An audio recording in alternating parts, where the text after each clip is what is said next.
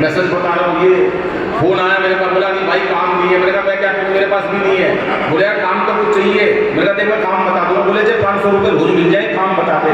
मैंने कहा भाई साहब मैं काम बता देता हूँ, बुरा मत मानना। बोला नहीं, मैं हमारा प्रीतम पूरा दिल्ली में सर्कस मार गया है, उनका भालू मर गया।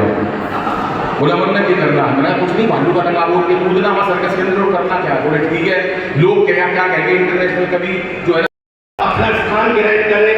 आप लोग जब तक तालियां बजाते रहेंगे जब तक अतिथियों को आमंत्रित करेंगे।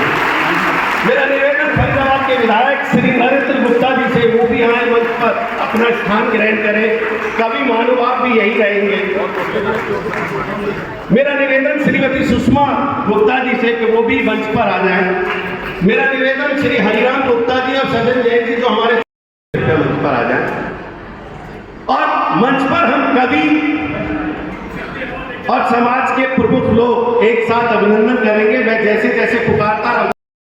आरती के दर्शन करने के बाद सुबह की फ्लाइट लेकर के हमारे बीच विशेष रूप से उपस्थित हुए, मैं इनका भी आभार जताता हूं। दीपक सैनी जी, आपने तो मिमिक्री की है, हम अब सच्चाई यहां उगलवाएंगे। और मेरा निवेदन सबसे पहले,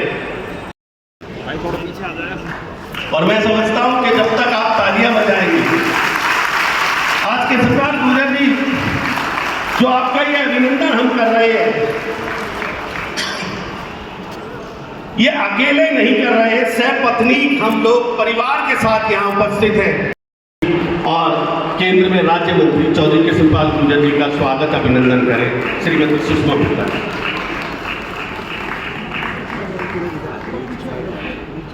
जय श्री कृष्णा। महाराज अग्रसेन की, महाराज अग्रसेन की। माता की।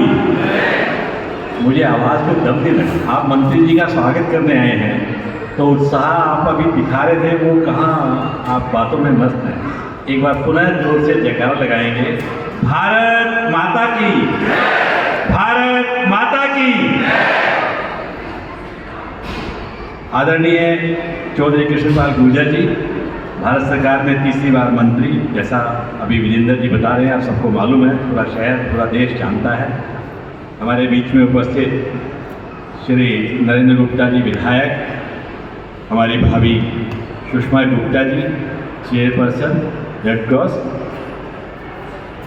और इस बॉर्डर, दिल्ली बॉर्डर से लेकर होडल बॉर्डर तक के बीच की सभी अग्रवाल संस्थाओं के पदाधिकारी और सरदारी जो यहाँ उपस्थित है, इस कार्यक्रम में आने पर मैं आप सबका तहे दिल से स्वागत करता हूँ।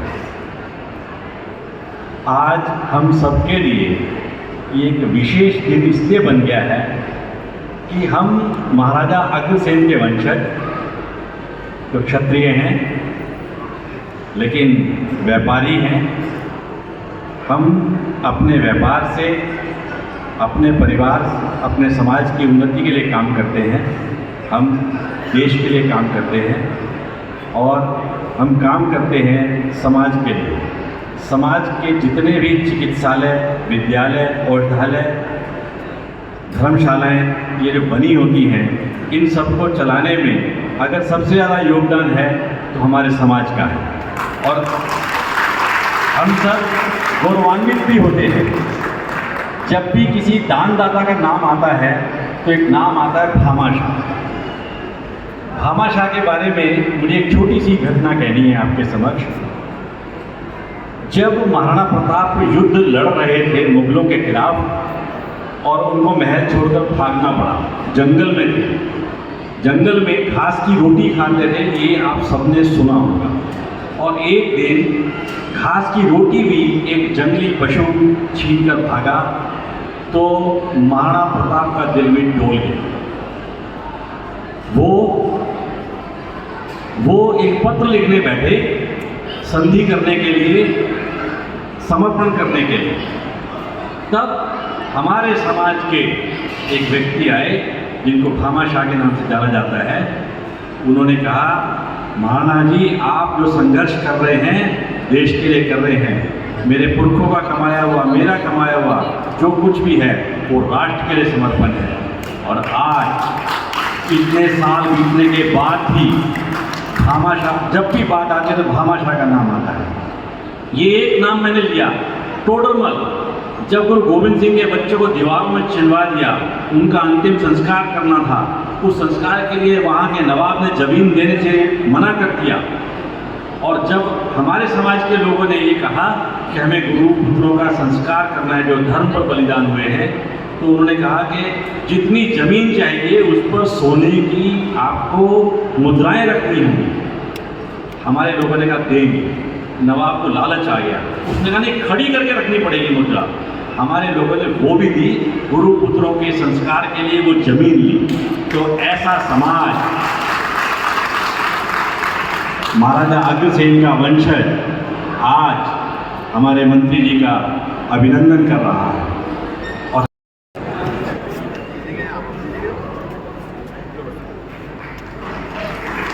आप लोग जोरदार तालियां बजाकर गुप्ता जी का स्वागत करें, अभिनंदन करें। सामने देखिए आप।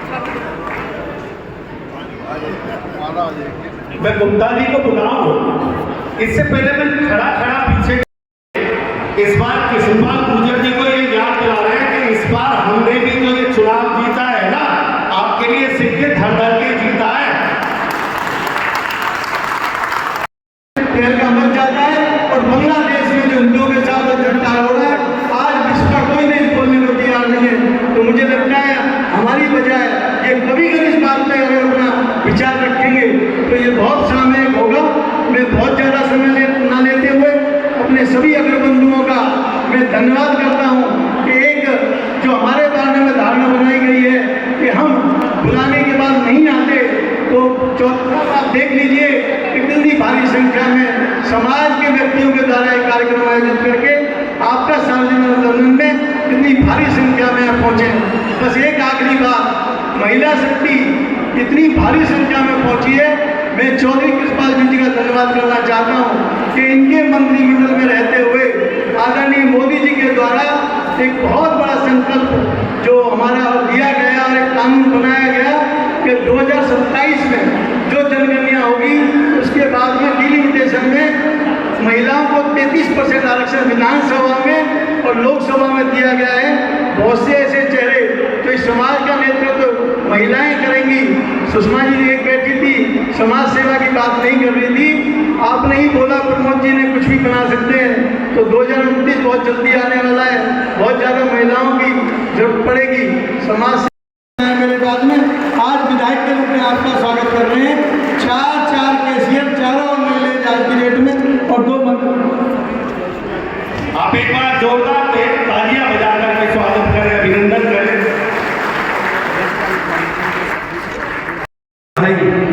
और राजनीतिक तौर पर भी, सामाजिक तौर पर भी जो समय समय पर मैं जिनसे सलाह लेता रहता हूं और मेरा मार्गदर्शन भी करते रहते हैं, ऐसे मेरे भाई विजेंद्र जी आज के इस भव्य कार्यक्रम में मुख्य अतिथि के रूप में हमारे आए हुए केंद्र सरकार में मंत्री, और मैं तो कहता हूँ ना केवल फरीदाबाद, ना केवल प्रदेश, देश के बहुत ही लोकप्रिय नेता आदरणीय चौधरी कृष्णपाल गुर्जर जी, हमारे फरीदाबाद विधानसभा क्षेत्र के लोकप्रिय विधायक, विधानसभा में मेरे साथी बड़े भाई आदरणीय नरेंद्र भाई गुप्ता जी, हमारे श्री वैश्य फाउंडेशन सभा के प्रधान मेरे बड़े भाई आदरणीय मनमोहन जी, सम्मानित मंच, अति सम्मानित मंच के सामने बैठे हुए बहुत बड़ी संख्या में सभी गणमान्य जन।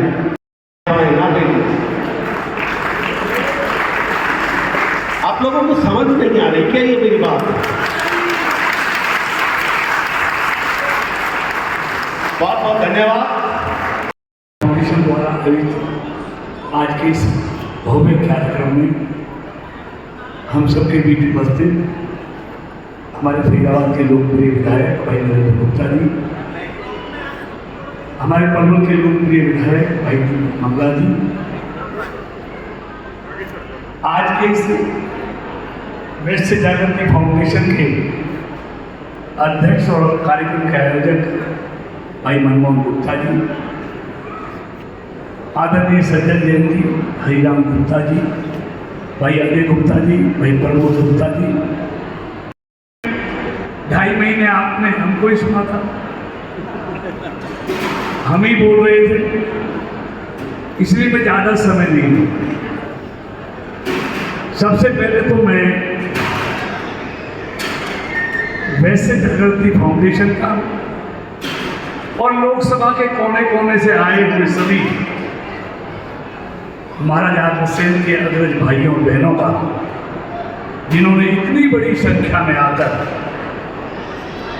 यहाँ हमारा स्वागत किया, उसके हृदय से मैं आप सबका आभारी हूँ।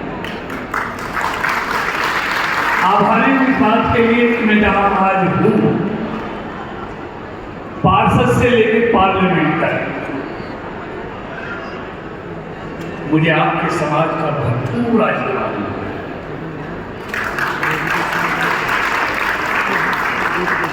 और उसी के कारण इतना राजनीतिक सफर मैंने तय किया।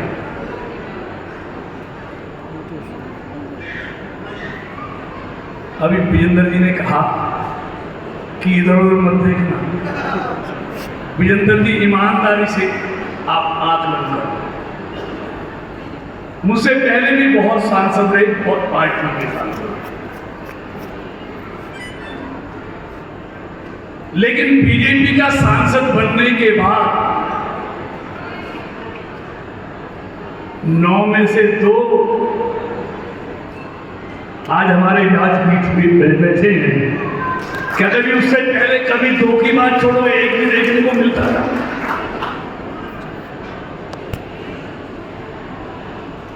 तो बीजेपी का सांसद आपने बनाया, तो 9 में से 2 आज आपके सामने हैं। तो इसीलिए इससे कम तो हो नहीं सकते। ये अधिकार मेरा नहीं, पार्टी का है। मैं तो आपका वकील हूं और आपने इस लायक बनाया है।